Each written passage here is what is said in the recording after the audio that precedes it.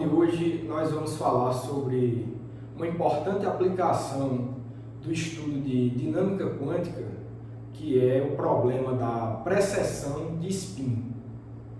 Esse fenômeno ocorre quando você coloca uma partícula ou um átomo com um momento angular ou um spin não nulo em uma região com campo magnético.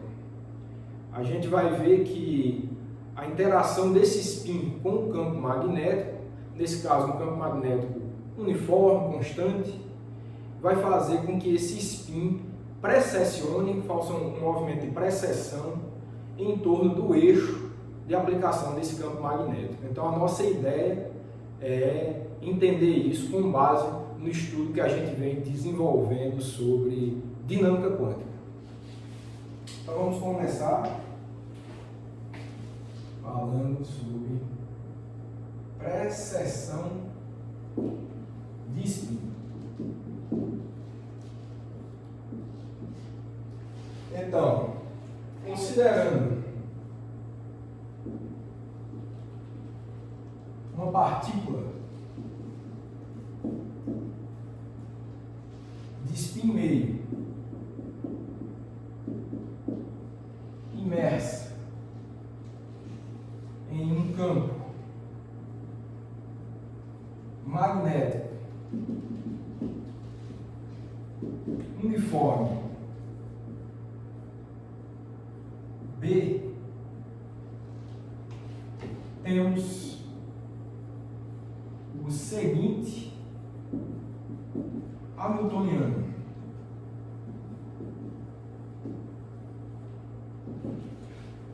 Olha, o hamiltoniano vai ser dado pela seguinte equação. O hamiltoniano vai ser menos E, vai ter algumas constantes aqui, menos E sobre, vou botar aqui, vou supor que essa partícula de spin meio, ela é o elétron, tá? O elétron tem spin meio, então esse ME aqui é a massa do elétron, essa daqui é a carga eletrônica, então vocês sabem que a carga elétrica é uma carga negativa, então com esse sinal de menos ficaria uma constante positiva. E aqui a gente tem também a velocidade da luz, então entenda que essa constante inteira aqui ela é positiva por conta desse sinal de menos e da carga eletrônica. Isso daqui multiplicado pelo produto interno do, digamos, vetor de spin e o campo magnético B. Spin, vocês sabem, é um momento angular intrínseco aí do elétron. Ok. Eu vou dizer que essa aqui é a equação 1. E para quem estiver achando estranho esse hamiltoniano, foi exatamente esse hamiltoniano que a gente falou sobre ele na primeira aula, quando a gente falou sobre o experimento de Stern-Gerlach. A gente queria entender a interação de uma partícula com spin com um campo magnético. Lá era não uniforme, mas a interação é a mesma. É uma interação do tipo potencial magnético, que você estuda a interação de um dipolo magnético com um campo magnético externo atuando sobre ele, e a um dipolo magnético a gente tem sempre um momento angular associado, e não é diferente aqui. Então, quem estiver achando estranho, vai lá na aula 01, onde eu falei sobre o experimento de Stern-Gerlach, que essa foi a primeira equação também, ou as primeiras equações que a gente falou para desenvolver aquele estudo. Então, não tem nada demais. Então, o hamiltoniano de interação, a gente pode entender ou de um dipolo elétrico com um campo magnético, ou você pode entender também de um spin com um campo magnético. Para o caso do elétron, então, esse é o hamiltoniano de interação. Depende aí do produto interno entre o vetor de spin com o campo magnético externo aplicado. Então, só chamando a atenção aqui, com é menor do que zero para o elétron.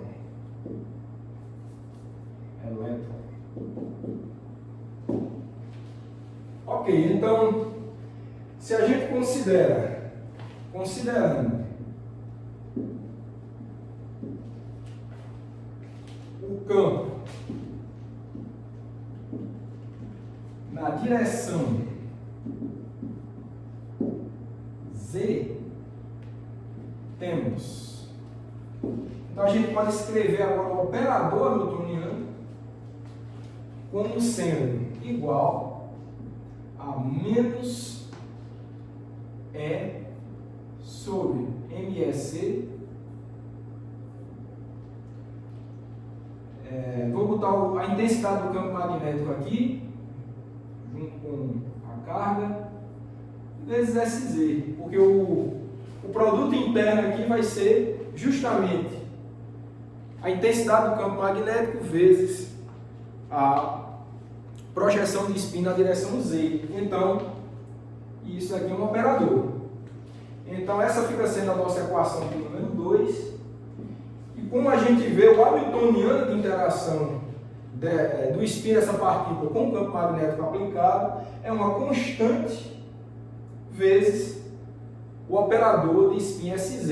Então, claramente, esses dois operadores comutam, tá vendo, ó, pessoal? Se é uma constante, então é fácil você fazer esse cálculo aí de comutador do hamiltoniano com o operador de projeção de spin na direção Z. Dada essa que é a interação, claramente, esses dois operadores comutam, e se eles dois comutam, a gente já sabe que tanto o hamiltoniano quanto o operador de spin SZ, eles têm AutoCAD simultâneos, ou seja, os AutoCADs up e down, mais e menos, que são AutoCADs do operador SZ, são também autoestados de energia, porque esses AutoCADs são simultâneos devido à comutação desses dois operadores.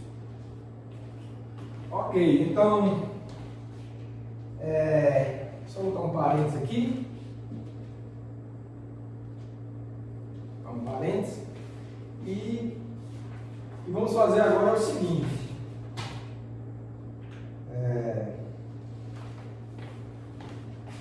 Escrever isso, tá? Da equação 2, vemos que H e SZ comutam, logo QET mais e o QET menos são AutoCADs de energia. Certo?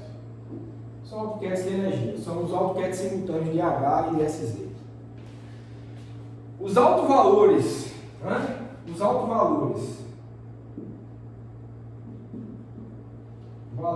de H são. Então a gente vai ter um autovalor E mais e um autovalor E menos. São dois, né? Se você tem dois AutoCADs, você vai ter dois autovalores de energia associados. Então esses autovalores de energia vão ser o seguinte, ó, menos E. Olha, o autovalor de SZ é H cortado sobre 2 e menos H cortado sobre 2. Então a gente vai introduzir isso daí. Vai ficar H cortado B sobre 2 MEC. Então mais e menos. Para o estado up, a energia vai ser essa de cima aqui, ó, menos. Lembrando que vai ser uma energia positiva porque esse ele é negativo. E se o estado for down, a energia associada vai ser mais essa constante aí. Então, essa aqui é a equação do número 3. São os dois valores de energia possíveis aí para esse sistema de spin meio imerso no campo magnético uniforme direcionado ao longo do eixo Z. Tudo bem. Então, o que temos agora? Vamos fazer só uma mudança conveniente, que é o seguinte. Definindo, apagar logo aqui, eu quero definir só uma constante ômega para a gente não ficar carregando tanta constante. Tem muita constante aqui, né? Então, vamos definir uma só da seguinte forma. Definindo ômega,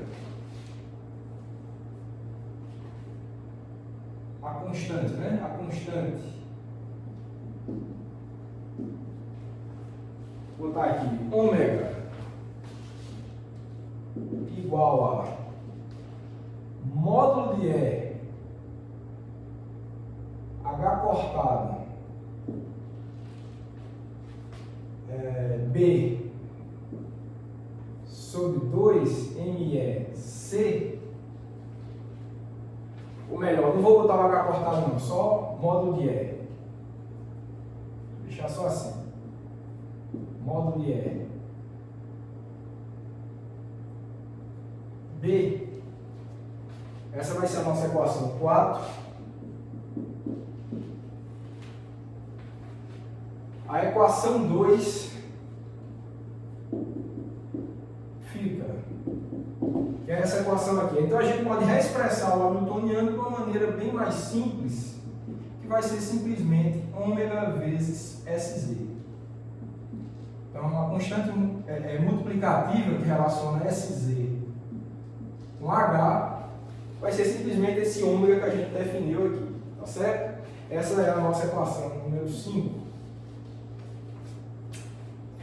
Então, tudo bem. Então, se o hamiltoniano está definido dessa maneira simples, a gente pode agora escrever quem é o operador evolução temporal, porque a gente quer estudar a dinâmica desse sistema. E a gente sabe, pelo nosso estudo de dinâmica quântica, que relaciona um estado quântico com um estado evoluído é simplesmente a aplicação do operador evolução temporal. Nesse estado inicial, você consegue obter o seu estado para um tempo futuro T qualquer. Então, é isso que a gente vai fazer agora e a gente sabe, claro, que para escrever o operador evolução temporal, a gente precisaria da expressão do hamiltoniano, que é essa que a gente tem ali na equação 5, de novo, para o caso de uma partícula de spin meio interagindo com o campo magnético externo. Ok, então vamos fazer isso. Assim, o operador evolução temporal fica, vou apagar aqui, o operador evolução temporal, vamos ver como é que ele fica.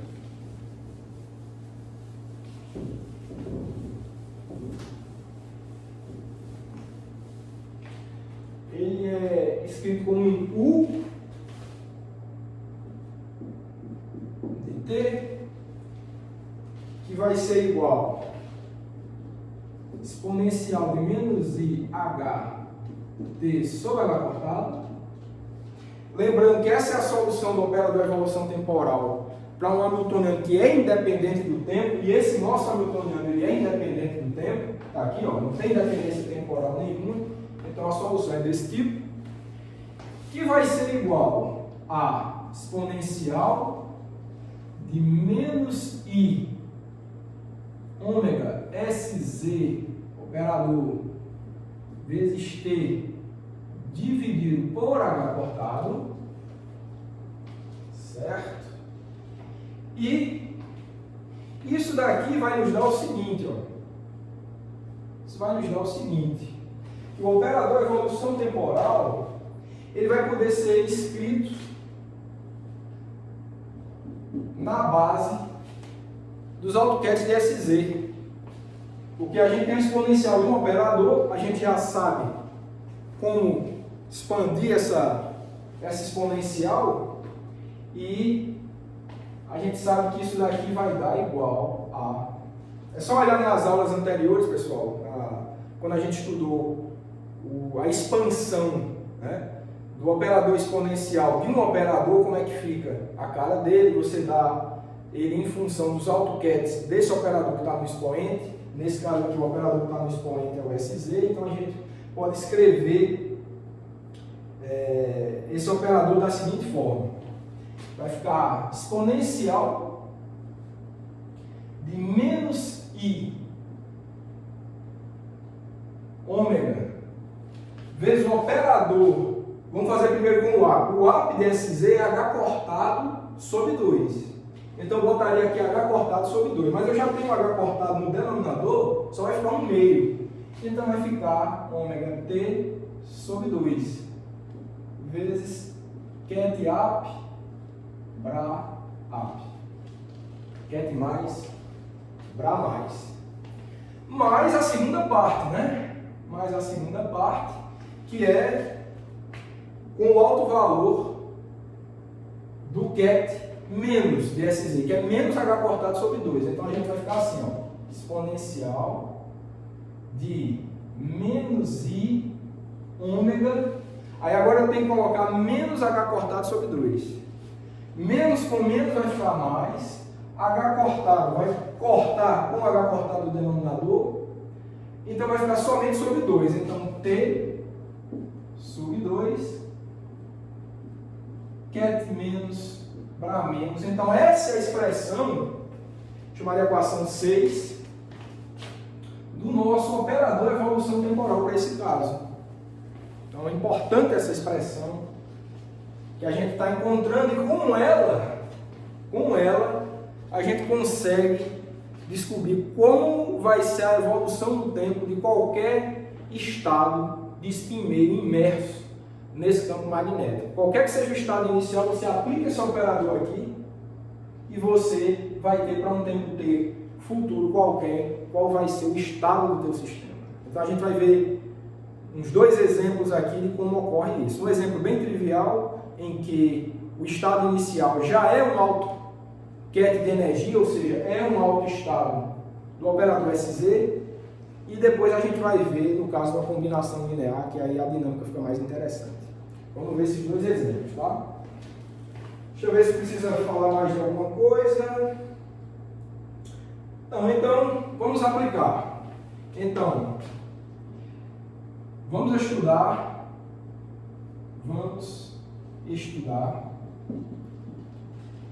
o caso em que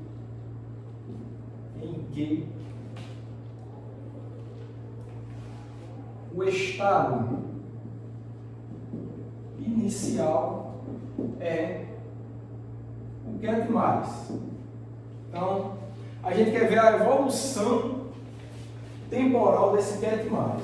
Então, que situação é essa? Então, é importante a gente estar sempre ligado na física do sistema. Você tem uma partícula de spin meio imersa num campo magnético uniforme direcionado na direção Z, e você sabe que essa partícula inicialmente ela tem um spin apontado na direção Z. Então você tem uma partícula de spin meio, né? Posso até desenhar aqui a situação, né? Você tem um campo magnético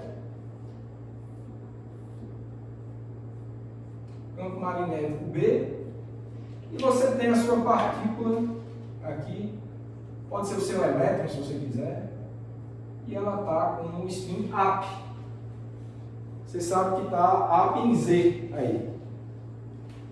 Lembrando que isso é uma visão meio clássica, né? A gente eu não poderia desenhar um vetor de spin quanticamente porque a gente não sabe as projeções simultâneas de SX, SY, SZ, mas o que a gente sabe é que a gente preparou o nosso sistema, passou por um Stern-Gerlach na direção Z, pegou um estado up e botou nesse campo magnético. A gente quer saber a evolução dele, tá? Então isso aqui é só uma imagem pictórica, mas quanticamente a gente não pode desenhar um vetor de spin por essa razão que a gente já sabe. Não sabemos simultaneamente as projeções de spin SX, SY, SZ, mas só para representar, para a gente visualizar melhor que fenômeno a gente está estudando. Então, um campo magnético na direção Z e uma partícula aqui que, digamos, saiu de um experimento de Stern-Gerlach, up, e o campo magnético anterior, não tem nada a ver com esse campo magnético aqui, era orientado na direção Z, não uniforme. Você pega uma partícula up, e depois que ela saiu do aparato Stern-Gerlach, ela passou, digamos, por essa região aqui.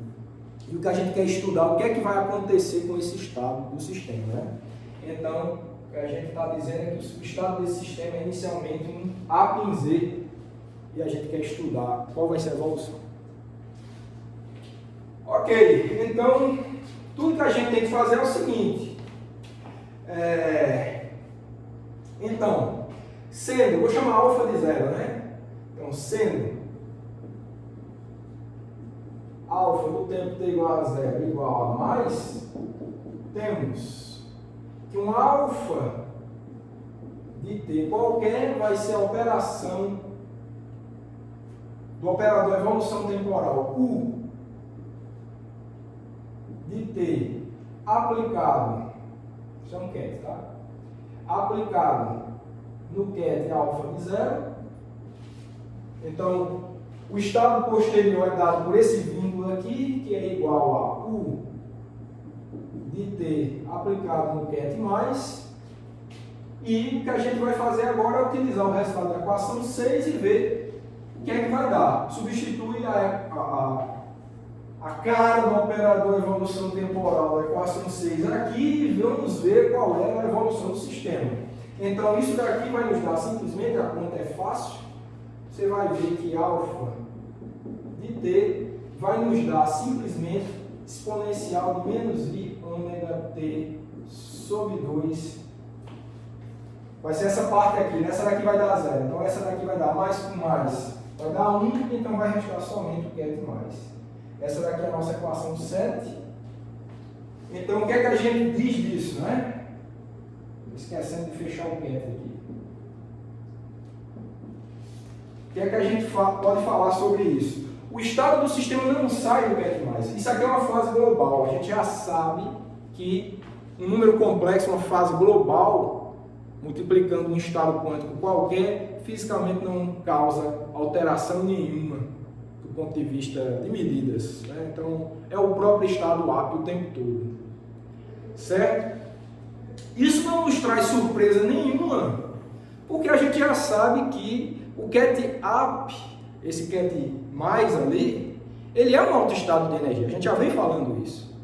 E se você tem um alto estado de energia submetido à ação do Hamiltoniano, em que ele é um alto ket, esse é um estado estacionário, ele não vai sair dali.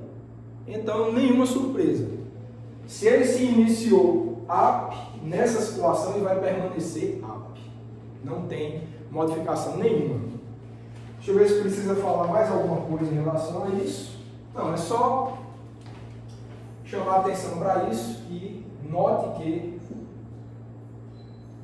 o estado continua mais em função do tempo.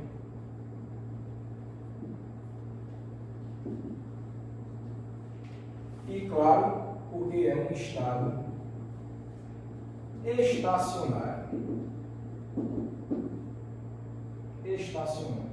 Tá? Então, nenhuma surpresa. Tá? É uma dinâmica, eu diria que sem graça, né?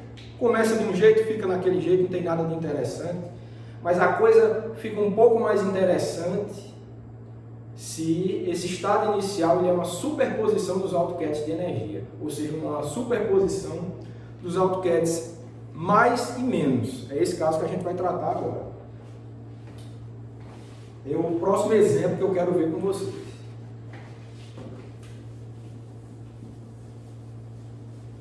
Nesse caso específico, eu acho aqui que a gente vai ver o caso em que o sistema se inicia no ket AP em X, não em Z.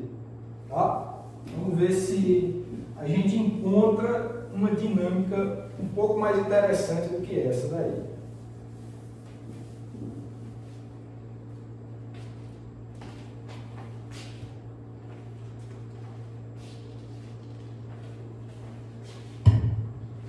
Ok, então,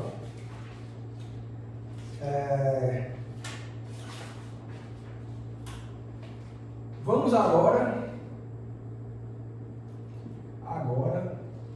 considerar o estado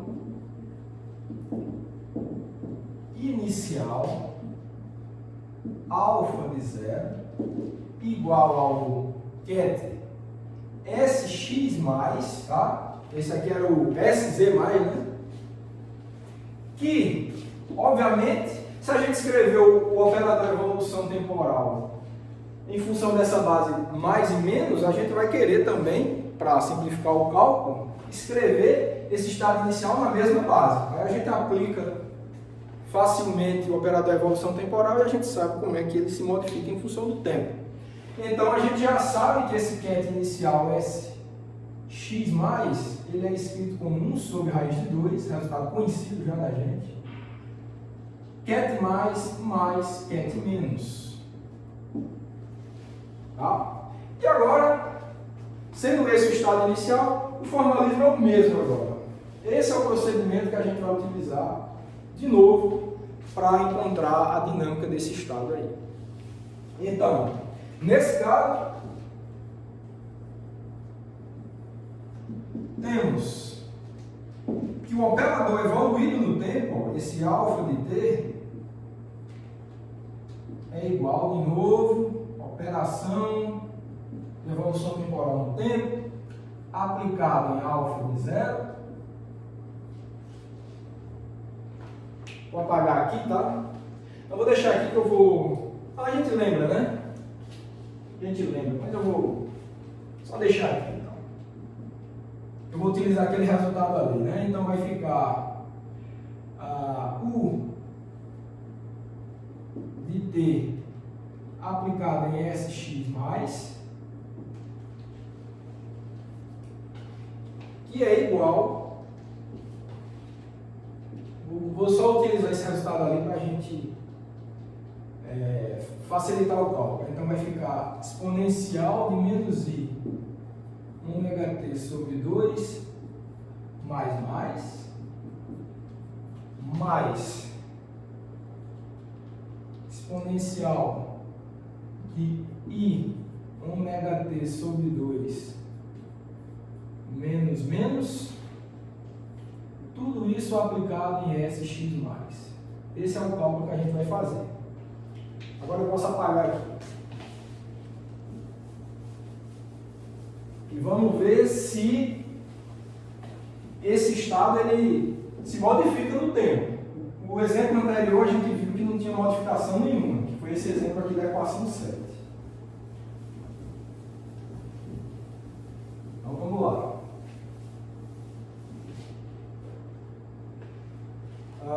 Nesse caso aqui nós vamos ter o seguinte, ó. SX+, é esse estado aqui, ó. É esse estado aqui. Vamos aplicar esse operador que está aqui entre colchetes nesse estado. Então, é fácil a gente ver que vai dar o seguinte, ó. Alfa de T, estado evoluído no tempo, alfa de T, vai ser, ó, essa parte aqui é aplicada aqui. Então a gente pode botar aqui um 1 sobre raiz de 2 para fora, né? 1 sobre raiz de 2 para fora. E vamos ter o seguinte.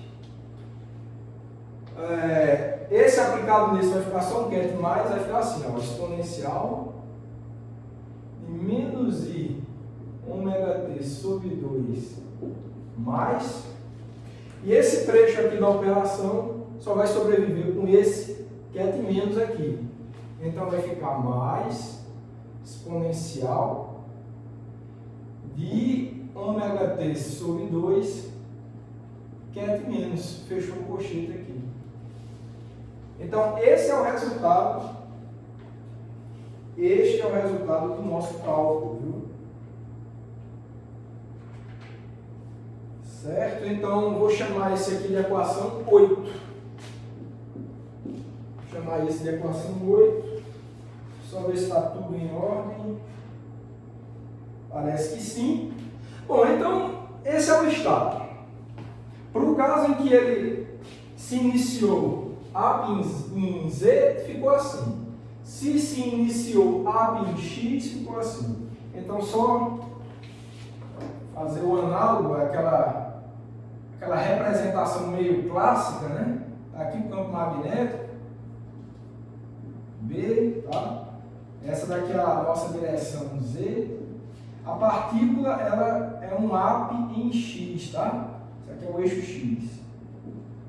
Então, o vetor de spin, que a gente nem poderia desenhar, como eu já falei, que a gente não sabe as outras projeções, mas eu só quero representar isso aqui, que é o estado up em X, tá certo?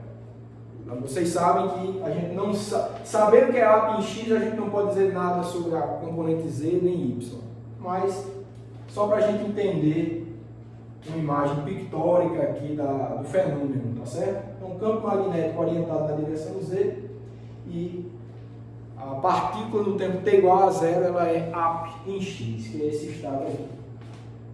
A evolução temporal é ditada pela equação 8.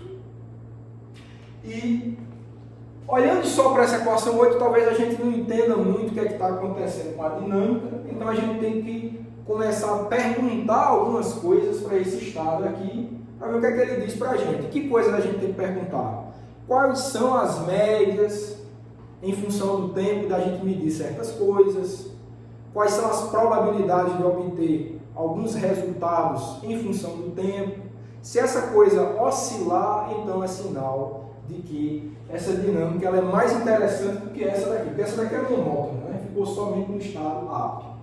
Medida nenhuma em função do tempo iria te fornecer resultados diferentes. Essa daqui provavelmente vai, é o que a gente vai ver agora. Certo? Ok, então algumas perguntas serão feitas em relação ao estado que a gente encontrou aí na equação 8. Vamos ver que perguntas são essas aí.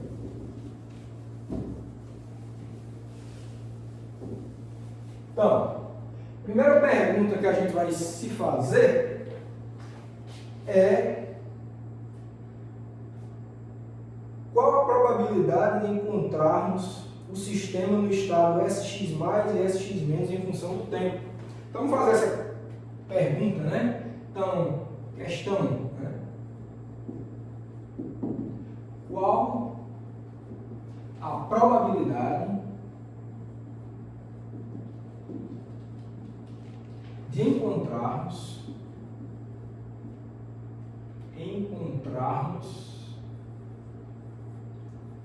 os QEDs SX+ e SX- em função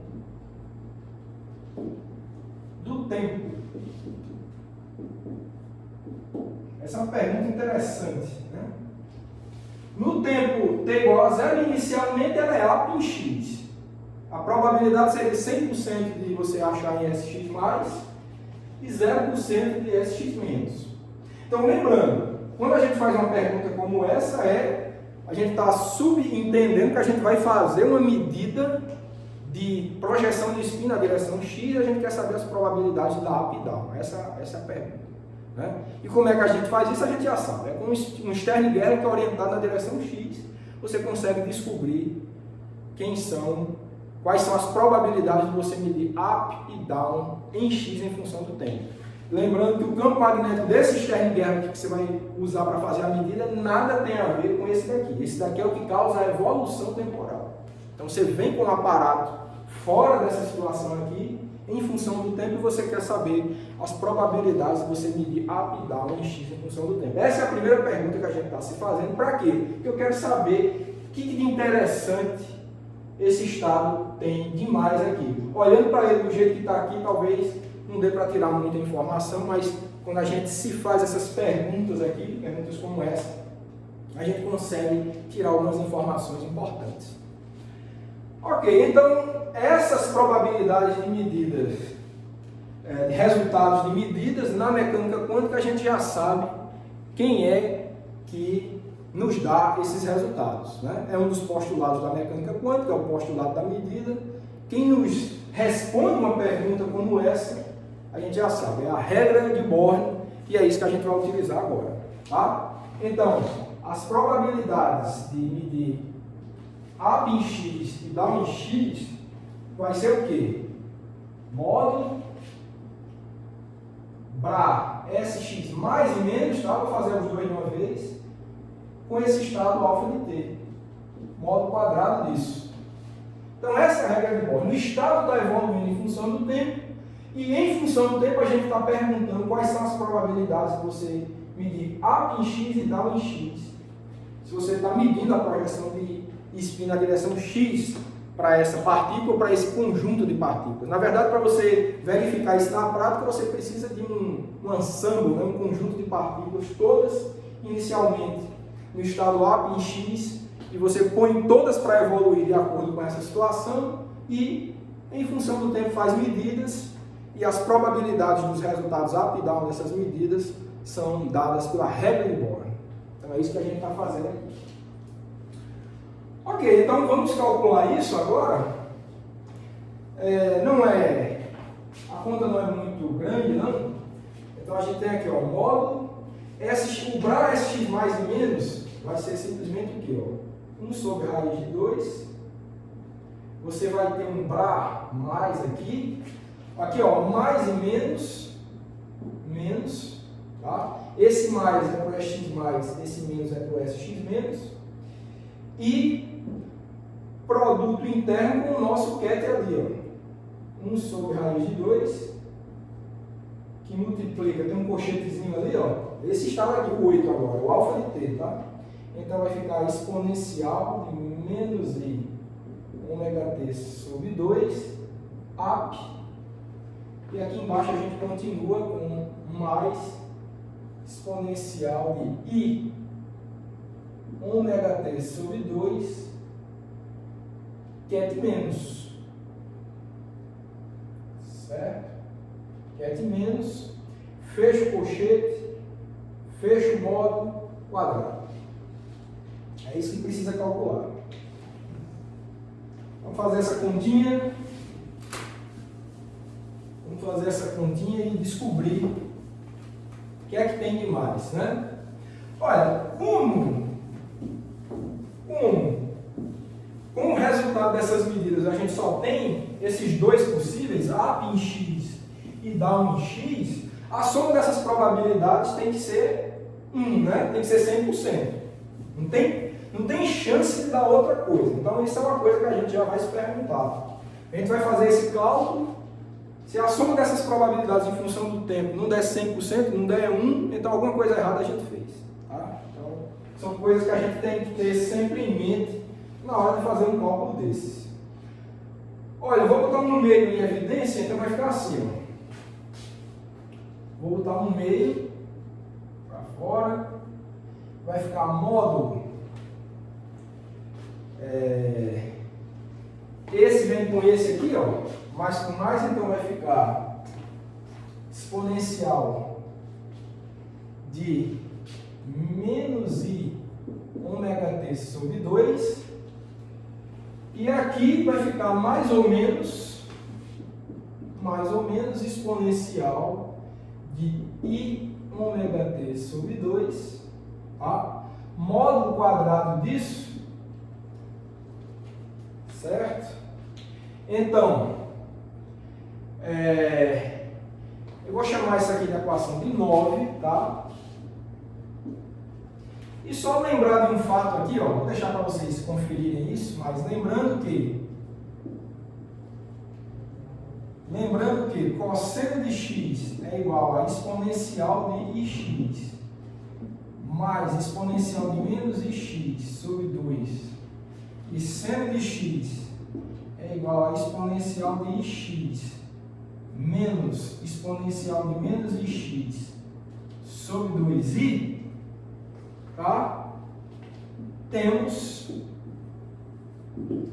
A gente consegue ver, quando você fizer o módulo quadrado dessas coisas, vocês vão ver, dá exatamente esse da equação 9.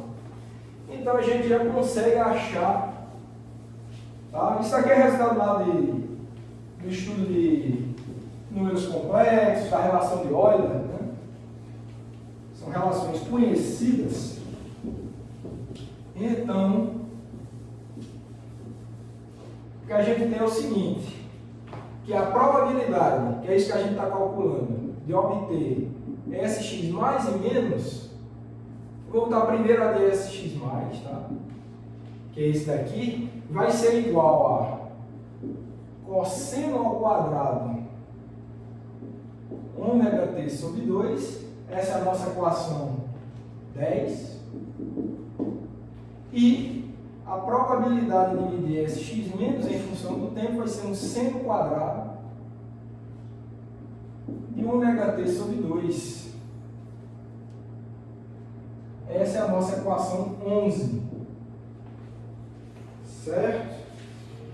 Então, só deixando claro que esse daqui é para...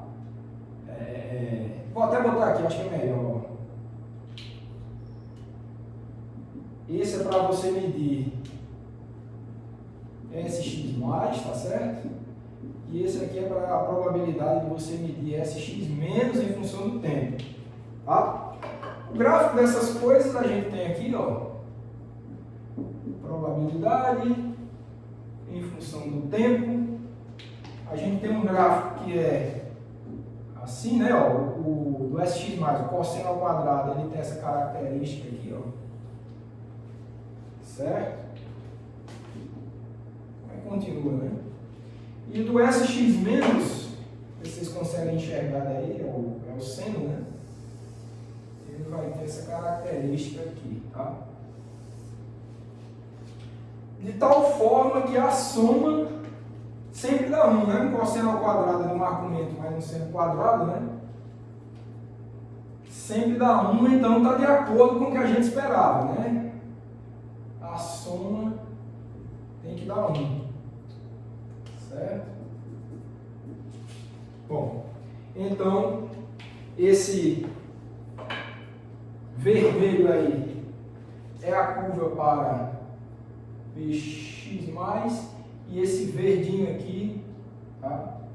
Esse verdinho é a curva para Px-. Então, você vê que tem uma oscilação dessa probabilidade nesse eixo X aí, né? Então, se você quer medir essa probabilidade em função do tempo, note que inicialmente é 100% que você medir SX+. Claro que ele se inicia em SX+, não podia medir SX-. De fato, dá zero aqui no início. Agora, quando você espera um certo tempo, essas coisas se invertem, né? Parece que ele girou aí, né? A gente vai perguntar outras coisas ainda para aquele estado lá da equação 8. A gente ainda vai perguntar algumas coisas para ele, mas a impressão é essa, né? Que está havendo um giro de alguma coisa, pelo menos dessas probabilidades. Então, para uma medida de spin na direção X em função do tempo, essa oscilação aqui é o que ocorre, tá certo? Deixa eu só ajeitar essa curva mais um pouco aqui, para que fique claro, tá? A soma sempre no tempo todo, tá? Respeitando a normalização. Ok, então, que outra pergunta a gente pode fazer em relação a isso? O que a gente vai fazer agora, ó, ao invés de a gente perguntar as probabilidades dos resultados de SX mais e SX menos, o que eu vou querer saber agora é qual a média das medidas de SX em função do tempo. Isso também você obtém com o Stern-Gerlach, orientado com o campo magnético na direção X. Também pela mesma coisa. Agora, dada a estatística das medidas, você pode tirar tanto a probabilidade da up e down, como também a média das medidas. O que eu quero perguntar agora, para aquele estado da equação 8, qual a média das medidas de spin na direção X em função do tempo? Vamos fazer isso agora. Vou fazer aqui, tá? Apagar aqui. Todas essas coisas a gente já tem estabelecidas, né? Hellenborn, média das medidas. É bom que a gente está relembrando todas essas coisas também.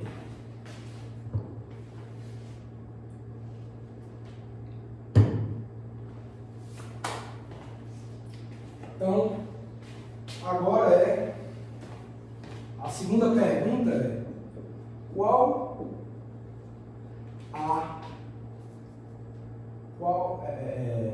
a média SX, né? Qual a média SX em função do tempo? Em função do tempo. Bom, nada demais, né? A gente já sabe fazer essas coisas. SX em função do tempo vai ser o quê? Alfa de T, SX, alfa de T. É esse cálculo que a gente precisa fazer. Então, isso daqui vai dar igual a alfa de t, é o estado lá da equação 8, né? Então, o Bra correspondente. Sx a gente já sabe quem é, né? A gente conhece a cara desse operador, H cortado sobre 2, que multiplica ket menos mais, certo? Fecha aqui o parênteses, fecha o colchete também, e vezes o ket alfa de t, certo? Bom, pessoal, eu vou deixar essa conta para vocês, não tem nada demais. O estado alfa de t está lá na equação 8. Vou deixar vocês para reproduzirem essa conta. Vocês devem encontrar o seguinte, ó, que a média de Sx, vocês vão encontrar de maneira simples, que isso vai dar H cortado sobre 2 cosseno de ômega t. Cosseno de ômega t. Certo? Então, a média de Sx oscila como um cosseno. Certo? Eu vou só mostrar isso aqui. Só mostrar o gráfico, né? Essa conta é simples, vocês vão fazer. Só substituindo o resultado da equação 8. Então, o que a gente tem é que o gráfico dessa média de Sx em função do tempo, deixa eu fazer aqui, ó, vou botar o eixo no meio agora, né? Vou botar ele aqui, em função do tempo, é um cosseno de H cortado sobre 2 cosseno de ômega t, né?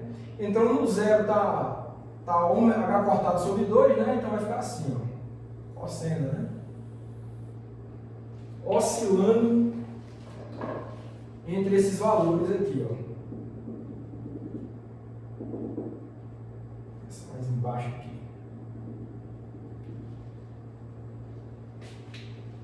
Um pouco mais embaixo. E aí segue, tá? Então, H cortado sobre 2 e menos H cortado sobre 2. Certo? Vou botar um pouco mais aqui em cima. Essa é a média de Sx. Então, obviamente, para o tempo t igual a zero, vou botar o zero aqui, né, do tempo. Isso aqui é o tempo t igual a zero, tá? Ele é H cortado sobre 2 porque o ket, você já sabe, começou como sendo Sx+. O alto valor dele é H cortado sobre 2. Então, em função do tempo, deu uma oscilada. Ó. Nesse ponto aqui, se deu menos H cortado sobre 2, é porque esse ket, nesse instante de tempo aqui, ele é o Sx-. E está coerente com o que a gente achou aqui, ó.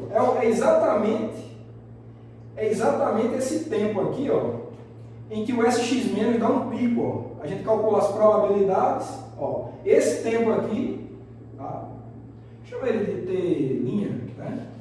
É exatamente esse tempo T' aqui, ó. Quando você tem certeza que o estado é Sx-. Então esse tempo aqui corresponde exatamente a esse tempo aí. Então, periodicamente, essas coisas vão oscilando, certo? Em função disso. Outra pergunta. Vamos fazer agora a média de Sx em função do tempo. Vou indicar para vocês como é o cálculo, vocês vão reproduzir da mesma forma, tá? Outra pergunta para o estado da equação 8. Qual a média Sy agora em função do tempo?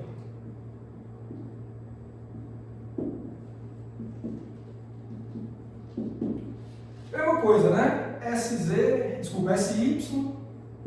vai ser igual a alfa de t, Sy, alfa de t, isso daqui vai dar alfa de t, Sy, a gente já sabe como é que ele é, H cortado sobre 2, que multiplica menos I mais menos, mais I, que multiplica menos mais, fechou o colchete também, alfa de t.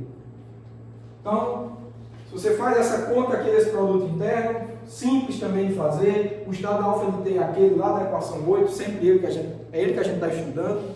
Como eu falei anteriormente, a gente está fazendo perguntas para aquele estado da equação 8. Então a pergunta que a gente está fazendo para ele agora é qual é a média das medidas de S e Y em função do tempo. Vamos ver o que é que acontece.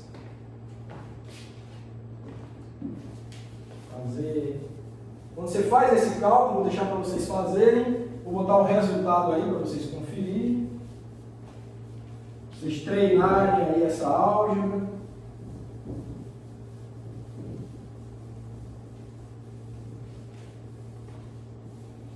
Então, vai dar o seguinte, ó. Isso vai nos dar que a média de SY vai dar igual a H cortado sobre 2 seno de ômega t. Seno de ômega t. Bom, similarmente, eu não estou botando o número, né, dessas equações. Vamos seguir assim mesmo. Vai ficar, vamos fazer o gráfico dela, vai ficar SY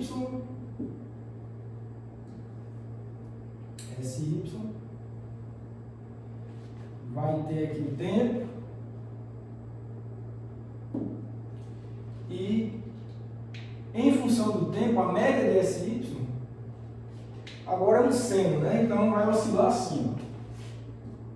Seno, tá?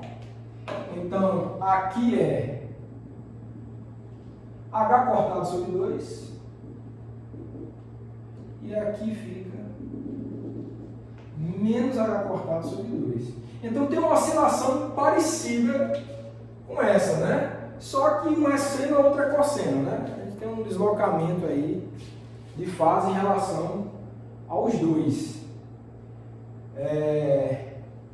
E como última pergunta, né? Bom, o que a gente está vendo antes disso, né? Antes disso, o que a gente está vendo, olhando para as médias de SX e SY, isso se assemelha muito com um movimento circular, né? Isso se assemelha muito com um movimento circular. Vou só representar rapidamente aqui, né? Você tem um círculo, né? Você tem os eixos X e Y. Então essas médias, ó, a média em X é com um cosseno de ômega t, a média em Y é um seno, então você tem um ângulozinho ômega t aqui, vou desenhar para não estragar a figura. Mas em função do tempo que você tem é isso, ó. Essas médias, tá? As médias das medidas se comportam como as projeções em X e Y no movimento circular. Então, tem essa semelhança com esse movimento circular. Certo? Antes de comentar um pouco mais sobre isso, vamos fazer só a média de SZ agora, para a gente fechar. Tá? Vamos fazer um estudo rápido disso. Então, fica com isso em mente. Né? E, como última pergunta, qual a média de SZ? Né? A média SZ em função do tempo.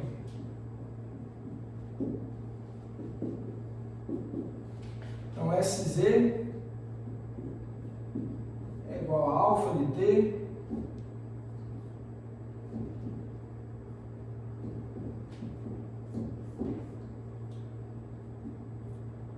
SZ alfa de t, certo? Lembrando que SZ a gente já sabe a cara dele, H cortado sobre 2, mais, menos, tá? Só substituir isso, alfa de t da equação 2, então você encontra de maneira simples, vocês vão fazer esse cálculo e vão verificar que isso daqui deu simplesmente igual a zero. A média é sempre zero. Então, pensando em médias, tá? Não vamos pensar em vetor de spin, isso é uma visão clássica. Então, as médias das medidas, né? Medidas quânticas, que tem toda uma probabilidade envolvida, está com esse comportamento aqui. Ó. Tem essa equação aqui para a média desse x, tem essa equação aqui para a média desse y, e tem essa equação aqui que deu zero para a média de SZ. Então, pensando no ponto de vista clássico, que não tem nada clássico aqui, isso é um sistema quântico, são probabilidades envolvidas aqui, mas as médias estão tendo um comportamento de um movimento circular. Imagine que esse aqui é o plano XY, o eixo Z está para cima, então as médias estão tendo esse comportamento de rotação do movimento circular, tá certo? Se inicialmente ele tivesse alguma projeção em Z, você pode até testar um estado que inicialmente tem alguma projeção, alguma média não nula da projeção em Z, seria um movimento de precessão. Esse aqui é um movimento circular, que é um caso particular de uma precessão, com a altura, digamos, na direção Z0, né? Mas se ele tivesse alguma média inicial não nula para a direção Z, se tivesse uma média positiva, digamos assim, essa média não ia alterar, você pode até testar, procurar por um estado que tenha essa característica, e o que você vai observar é um movimento de precessão. O giro em x e em y permanece, e essa altura aqui em z, então descreve meio que a superfície de um cone, assim, tá? Então o movimento de precessão é esse. Tá? Então a precessão de spin, que eu queria mostrar para vocês, é uma característica que você observa das médias, né?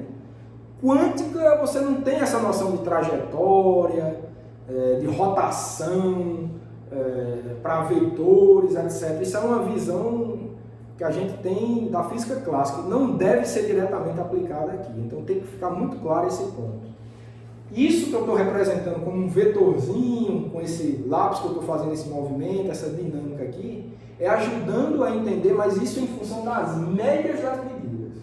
Não é o vetor de spin especificamente, que a gente nem pode falar nele, não pode nem desenhar esse vetor, como eu já disse, a gente não tem como saber simultaneamente as projeções de spin nas direções x, y e z. A gente não pode desenhar um vetor de spin. Mas essa representação geométrica que eu estou falando para vocês aqui é uma representação das médias.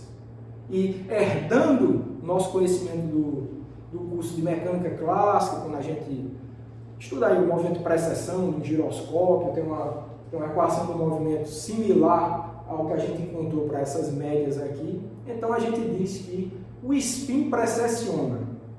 Tá? Então, historicamente, esse tipo de fenômeno ganhou essa terminologia, a gente continua usando, mas, de novo, chamando a atenção, isso a gente obtém olhando para as médias das medidas, não o vetor de spin especificamente, porque a gente não pode descrever uma equação do movimento para ele, porque ele não tem projeções ortogonais bem definidas simultaneamente. Tá? Ok, bom, então, só para chamar a atenção para uma aplicação importante desse tipo de estudo, eu vou querer só falar um pouquinho sobre o que a gente entende por o estudo de ressonância magnética, que eu acho que todo mundo já ouviu falar. Tá? Então, vou apagar aqui. Deixa eu ver se queria falar mais alguma coisa. Não. Vou falar um pouco sobre ressonância magnética agora, só para vocês verem como esse estudo aí, bem teórico, a gente às vezes pensa que está fora da nossa realidade cotidiana, mas tem uma aplicação muito interessante que é o fenômeno da ressonância magnética. Então, falar só um pouco sobre ressonância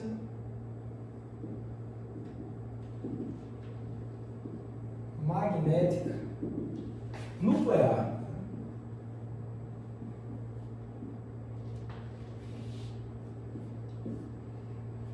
Muitas vezes a gente usa a sigla em inglês para isso, NMR ou NMR, para representar esse tipo de fenômeno, tá?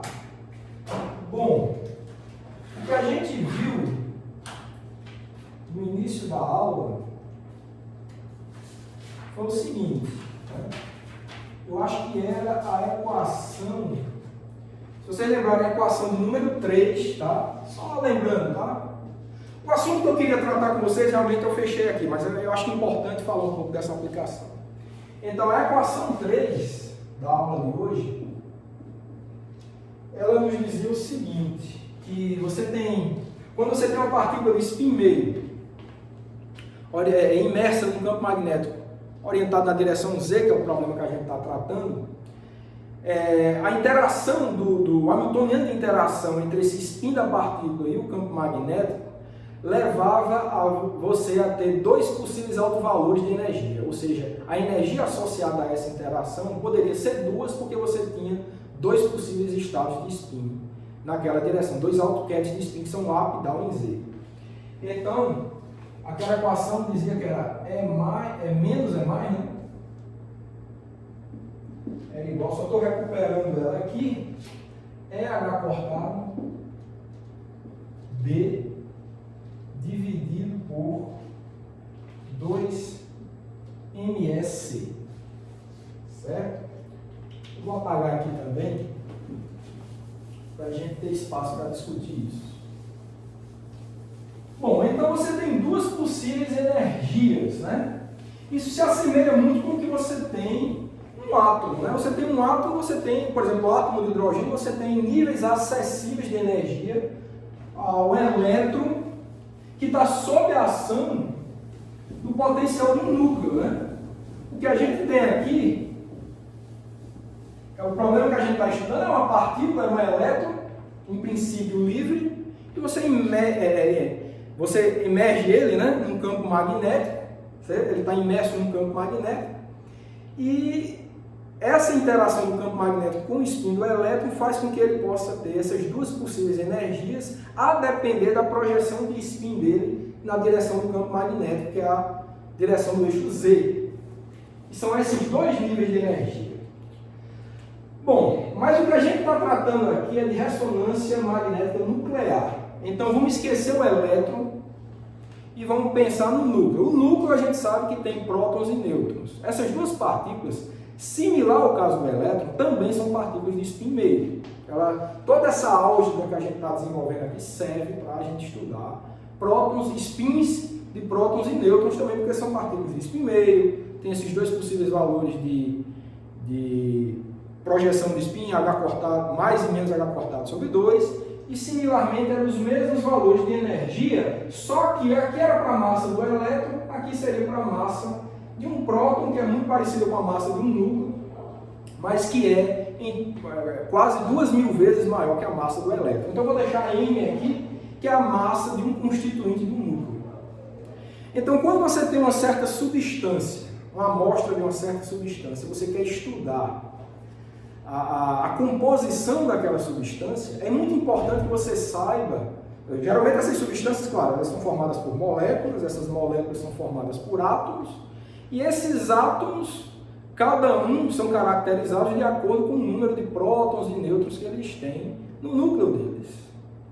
E para que a gente acesse a característica, a identidade desse átomo, se a gente souber quantos prótons ou quantos nêutrons tem naquele núcleo, a gente vai poder ter uma boa informação sobre que átomo a gente está tratando, ou seja, qual a constituição atômica da substância que a gente está estudando. Então, se você coloca uma substância numa região com um campo magnético constante externo, o spin desses prótons e desses nêutrons também vão ter essa característica de precessão que a gente está estudando aqui. Os elétrons também. Agora, note que tem ainda bem que eu deixei essa equação, esse ômega aqui, que tem muito a ver com essas constantes, né? É só lembrar, acho que foi a equação 4, não sei, mas vocês recuperam quem é esse ômega, tem a ver com esse B, com a massa da partícula, etc. Mas essa oscilação, eu quero chamar a atenção, se você coloca essa substância no campo magnético, essa oscilação dessas médias da precessão, a frequência angular é ômega, e esse ômega depende do inverso da massa. Então, note que a precessão dos elétrons vai ser diferente da precessão dos prótons e dos nêutrons, por conta dessa grande diferença de massa. Tem 3 ordens de grandeza de diferença de massa. De novo, a massa de um próton e de um nêutron é quase 2.000 vezes maior que a massa de um elétron. Então você tem uma faixa de frequência de oscilação aí para esse fenômeno de precessão de 3 ordens de grandeza de diferença. E o que caracteriza uma substância, o que te ajuda a caracterizar uma substância, a constituição atômica dela, é o núcleo. De novo, o número de prótons e o número de nêutrons é o que te ajuda a descobrir qual a constituição atômica ou molecular daquela substância. Então é importante que você olhe para essa frequência, consiga extrair alguma informação sobre essa frequência relacionada com o núcleo, que esse núcleo é que vai te ajudar a descobrir qual a constituição atômica dele. Os elétrons têm vários, mas eles não vão te ajudar muito. Mas o número de prótons e nêutrons é o que caracteriza melhor essa constituição atômica. Ok, então, dada essa característica, olha, se você estuda, vamos supor que você tem Vamos para o mais simples, vamos supor que é uma amostra de um gás de hidrogênio. O hidrogênio, no núcleo dele só tem um próton. Uma partícula de spin meio ali, que é um próton. Tem um elétron também, mas de novo, a frequência de precessão do elétron aí está quase 2.000 vezes. Tem 3 ordens de grandeza de diferença para a frequência de precessão do próton, por causa da dependência com o inverso da massa da partícula. Então,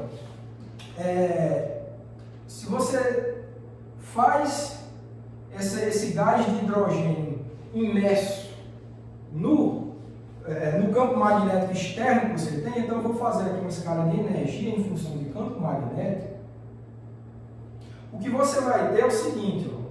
Inicialmente, se você não tem campo magnético, você não tem esses níveis de energia aqui. Ó. Se o B for 0, está lá. O spin do próton não está interagindo com nenhum campo magnético, então não tem nenhuma energia dessa natureza associada a esses átomos de hidrogênio. Mas quando você começa a variar, a dar um campo externo na direção Z, e você, digamos que aumenta ele em função, aumenta a intensidade dele, né? Então você começa a dar uma energia de interação para esses prótons com o campo magnético, e são 2 possíveis. Eu esqueci até do sinal dela, né? Tem um menos e um mais aqui, ó. Menos e mais. Está lá, acho que era a equação 3, tá? Fazer direito. É a equação 3, né?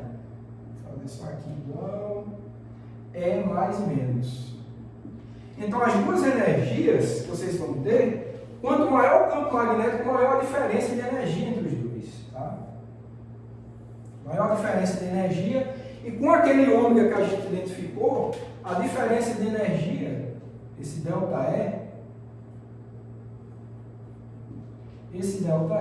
é justamente igual a H cortado ômega. É a diferença das 2 energias aqui, porque a gente definiu o ômega, só lembrando, vou botar aqui, o ômega a gente definiu, acho que era a equação 4, como sendo módulo de B, seria lá a massa do elétron, mas aqui a massa da partícula sobre vezes C, tá? Então, a diferença dos níveis de energia é essa. E quem são esses aqui? Ó? Esses aqui, você tem uma amostra de um gás de hidrogênio. Esses prótons do núcleo dos átomos, eles têm spin meio e, claro, podem ter para uma medida, digamos, da projeção de spin na direção Z, ele pode ser up ou down. Se for up, ele vai ter esse valor positivo de energia, porque esse era a carga eletrônica, né? Se você quiser, você pode até tirar a carga do próton, que é igual a do elétron, só que com sinal positivo, né? Então, se for por caso do próton, você pode até tirar esse mais e menos, ficar mais e menos aqui e botar a carga do próton aqui, ó. Um Q que é a carga do próton, tá? Então, se ele for up em Z, então ele tem um estado up aqui, e esse aqui é para os down em Z. Então, você vai ter átomos com prótons com projeção up e prótons com projeção down. Cada um vai ter a sua energia respectiva, e com o aumento do campo magnético, essa diferença de energia dos prótons com estado up e down vai aumentando, que é esse ΔE aqui. Tá? Então, o que é isso? Qual é a situação? Um conjunto de átomos de hidrogênio imerso num campo magnético uniforme na direção Z. A energia de interação do spin desses prótons dos núcleos dos átomos de hidrogênio com o campo magnético vai ter essa característica, o espectro vai ter essa característica. Tá? Aí você pode fazer o seguinte, agora é a seguinte situação, então você tem a sua amostra de hidrogênio, tá? Vou botar até aqui uma amostra de hidrogênio, está imersa num campo magnético, tá? Então vou botar aqui de verde, tá? Tem um campo magnético uniforme B. E o que é que a gente vai fazer agora? Olha, se você tem uma diferença de energia, você pode excitar, similar ao caso do átomo, né? Você pode excitar elétrons jogando luz no átomo, né? O átomo vai absorver luz. Então, se você consegue jogar luz com fótons, com a energia que corresponde a esse ΔE, essa amostra de hidrogênio também vai conseguir absorver esses fótons. E os prótons que estavam com com projeção down de spin, vão ser up, vão ser excitados. Tá? Então, se você joga aqui, tá, uma radiação do tipo ondas de rádio, porque essa frequência aqui, para o caso dos prótons, é ondas de rádio, então se você tem essa amostra de hidrogênio, tem esse campo magnético uniforme, se você joga uma onda eletromagnética na frequência de radiofrequência, ou seja, variando mais ou menos aí uma faixa de 60 MHz até 100 MHz, em algum momento, né, a depender desse campo magnético, você mantém essa frequência constante, digamos aí 80 MHz, por exemplo. Deixa ela lá fixa, a sua amostra. E o que é que você faz? Você começa a variar a intensidade desse campo magnético. Quando você varia a intensidade desse campo magnético, você vem daqui, vem abrindo. Uma hora, esse ΔE vai coincidir com a energia desses fótons da radiação. E quando coincidir, aí é o que a gente está chamando de ressonância. Você vai ter um casamento aí nessas duas energias de transição e na energia do fóton, da radiofrequência, dos fótons de ondas de rádio. Quando isso acontece, o que é que vai acontecer? Essa amostra de hidrogênio vai absorver essas ondas de rádio. Então você emite essas ondas de rádio, no seu experimento você tem que ter detectores de ondas de rádio. Quando você tem uma baixa na intensidade, é sinal de que aquela amostra de hidrogênio absorveu aquela radiação que você incidiu sobre a amostra. Então, é nessa hora que você diz que você teve a ressonância entre a energia aí do fóton da onda de rádio com a energia de transição dos prótons. Isso é um núcleo, tá? Com projeção down e com projeção up. Então, o que vai acontecer é o seguinte, ó. Você tem uma intensidade da radiofrequência, você tem a variação do seu campo magnético, é assim que o experimento é feito, e você tem uma certa intensidade, tá? Você vai aumentando o campo magnético, a intensidade que seus detectores de ondas de rádio têm, está constante para a variação do B, né? Quando a energia desses fótons de ondas de rádio coincidem com essa variação de energia, então, quando há esse casamento de frequência, então a amostra de hidrogênio vai absorver essa intensidade para excitar prótons com projeção down para projeção up. Então, aqui é que houve a ressonância magnética nuclear.